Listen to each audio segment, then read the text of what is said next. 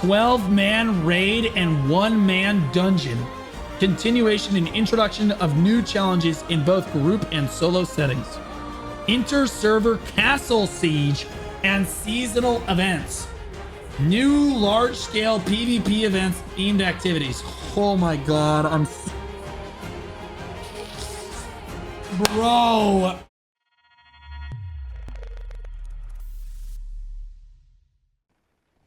Ladies and gentlemen, welcome back to the channel. Now, today we had a very interesting developer.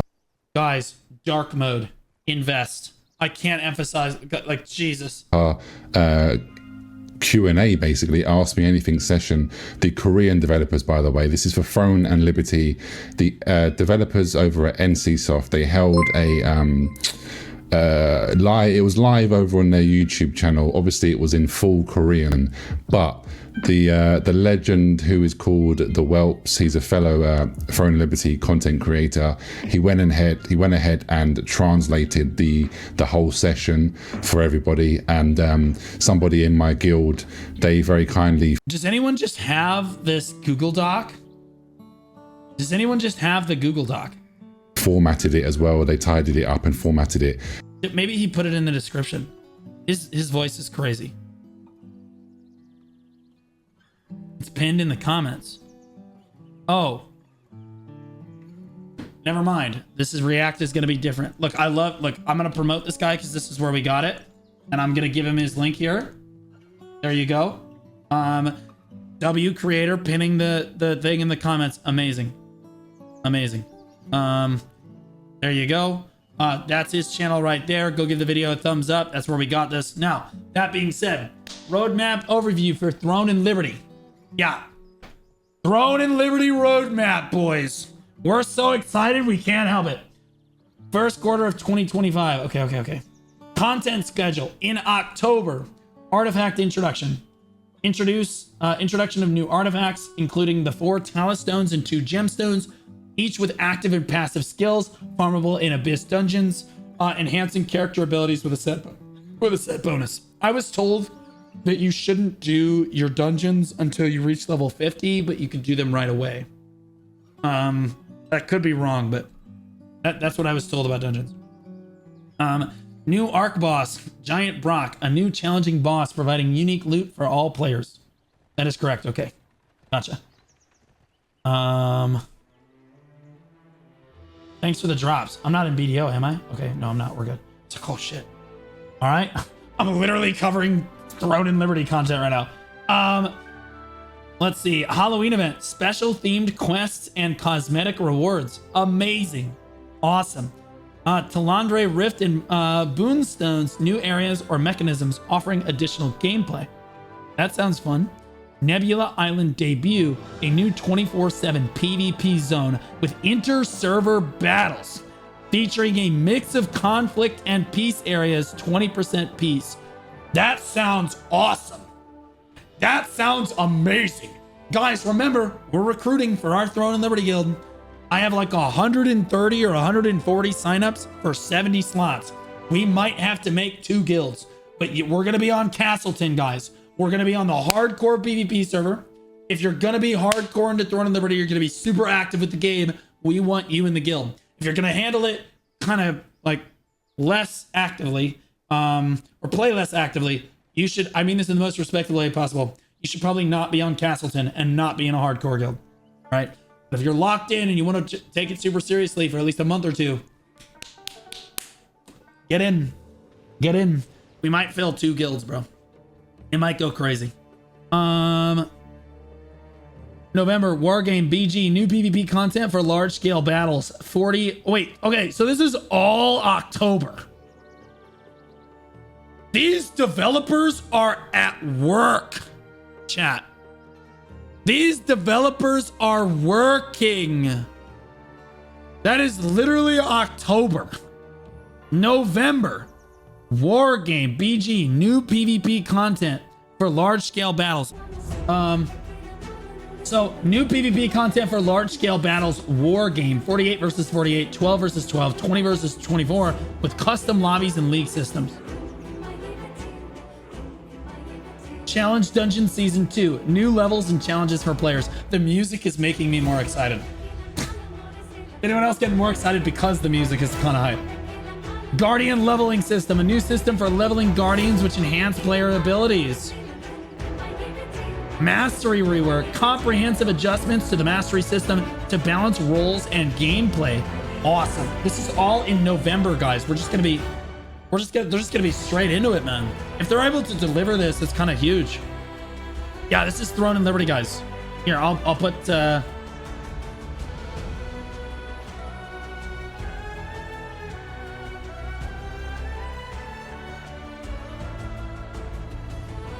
you go.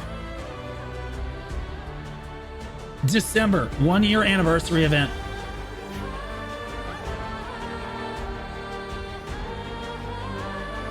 I suppose that that's only for Korea, unless the Earth went around the sun way faster this time than it did every other millions of times that it's done it. I assume that is for Korea only. Yeah. New weapon introductions likely up. This whole thing is for Korea. Okay, that makes sense. But we will be getting these really quickly, right? Yeah. This is the roadmap for Throne and Liberty. We're all going to be getting these updates pretty quick because they're going to release the game. We're already getting a lot of the new content with it. They're going to push the expansion to us quickly, right? Bam, bam, bam, bam, bam. New weapon introductions, likely updates and enhancements of existing weapons. I wonder if when they come out with the new weapon that they'll release it globally instead of just in Korea.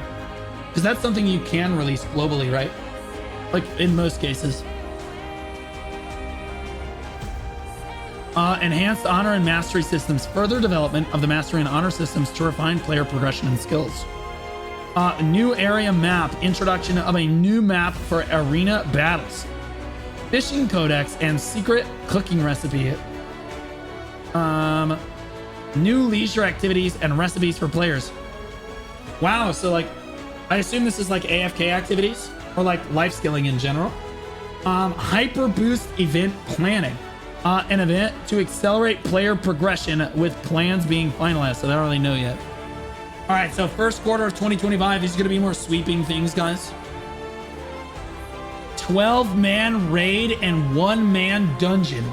Continuation and introduction of new challenges in both group and solo settings. Inter-server castle siege and seasonal events. New large-scale PvP events, themed activities. Oh my god, Bro, inter-server sieges? So guys, this would be like when BDO released. If Uno could have fought, God, what was the other? You know, there were 3 servers when BDO first came out, and they couldn't fight each other. Edon, yeah, Edon. I forget what the other 2 servers were called. But there were 3 servers, they couldn't fight each other. Finally, they just combined them, right? This would be more like, okay, there was different servers, but you can fight across those servers. Orwin, that was, thank you, Saga, thank you. Uno, Eden, and Orwin. Yes, those were the 3 servers. Thank you. Okay, content details and balances. Chaos runes, enhanced runes with high stats, compatible with any rune slot. Okay. Weapon balance details, sword and shield, endurance versus DPS. The balance adjustment will focus on the mastery rework, allowing players to choose specialization towards either tanking or DPS roles more effectively. Balancing the metagame, aiming to address DPS issues to ensure that the SNS can be viable in both roles without overpowering one. I want to be clear, this is fan service. They should be balancing as they go, and I'm hoping that they do balance as they go and they don't wait until the first quarter of 2025 to balance shit. Let's just be honest, okay? We don't want a Black Desert situation where they balance like once a year and they're like, all right, job's done. You know what I mean?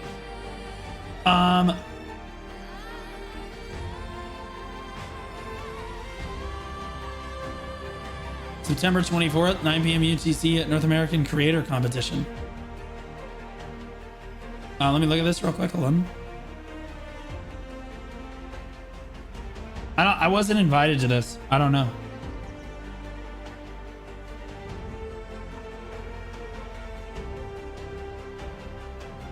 Yeah, I wasn't invited to this.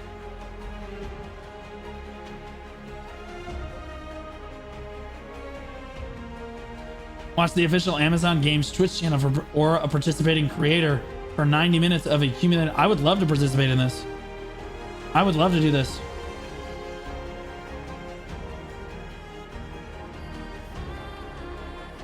I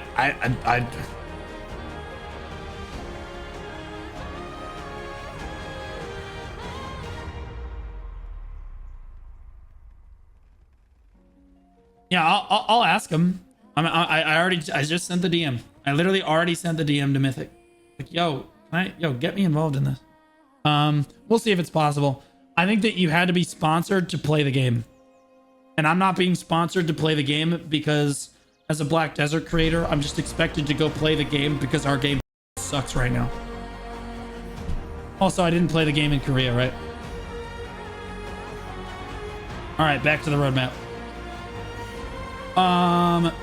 Bow, tornado, flash wave abilities. These abilities are considered too strong. Adjustments will be made to the heavy attack power and evasion capabilities when using the artifact. Sweet. Balance adjustments. Barrier modifications may include adding a cooldown and adjusting the shield value to balance its defensive capabilities. Deadly marker, currently no plans to change its functionality, but its damage relative to crowd control effects is under review. Great sword. By the way, everybody that's in my guild, if you don't know what to play and you want to play something to help the guild, you need to play the great sword.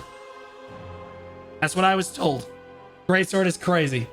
The charge and ice spear bind attacks are too strong. The plan is to convert these into fury attacks, which will be blockable, adding a layer of skill in countering these moves. That's just what I heard. I just heard the great sword is really good and you need a lot of these people. You know what I mean? I'm going ranged. That's what I was hoping for too. I was going to do staff dagger. Any staff dagger Andy's in the chat? Balance in small versus large scale. The GS works well in small scale encounters, but falls off. Staff bow here. We'll take those. Hummus Amateur Dex 100. Blue needs a lot of great swords. You're goddamn right I do. I have the knee pads to support them. But falls off in larger scale PvE. The goal is to maintain viability across all gameplay aspects. Heavy attack issues. To address the problem of one-shot combos, new countermeasures will be introduced, likely through artifacts. Wow.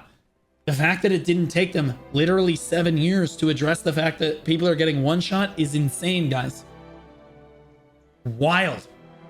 This is already larger than what Black Desert would consider to be a large balance, a patch balance. Like, I'm not even capping right now. This is already bigger. Crossbow, X-bow, PvP buff. Will you touch my great sword if I ask with Olivia's voice? You need Jesus, but yes. PvP buff. Plans are in place to enhance crossbow effectiveness in PvP scenarios. PvE performance. Despite a previous nerf, the crossbow still remains the highest DPS weapon in PvE settings. Good to know. Guys, we gotta have crossbow for PvE. It will retain this status, but will be with balanced mechanics. All right, guys, I'm gonna be honest. My approach to Throne and Liberty will match my approach to Black Desert. Okay, so how I chose to play BDO was not to play the super busted, really OP thing and min-max my character. I chose to play what I found fun and then just play the game for more time and then just make up the difference because I played the game longer. If that makes sense. I want to make sure that I'm having a lot of fun. So I will probably play Staff Dagger because I think that's probably going to be the most fun. I might play Staff Wand a little bit too, but we'll see. We'll see. Because I feel like I will play the game longer if I just make sure that I'm having fun with it and I'm not just trying to, oh, my min-max, you know what I mean? Wand, healer viability. The focus will be on ensuring that healers can withstand one-shot bursts, which might include adjusting the healing output to prevent overpowering in PvP settings. We're already buffing the shies, guys. It's already begun. It's already begun. Just remember, guys, when we have a new MMO release, it is most important to make sure that you are having fun so that you play the game the most amount of time than it is to make sure that you're playing the most OP thing. Don't grief yourself, okay? Which is why I said earlier, I was like, yo, guys, I heard that the dungeons, you shouldn't be doing them until you hit level 50 and collecting the rewards. You shouldn't do that.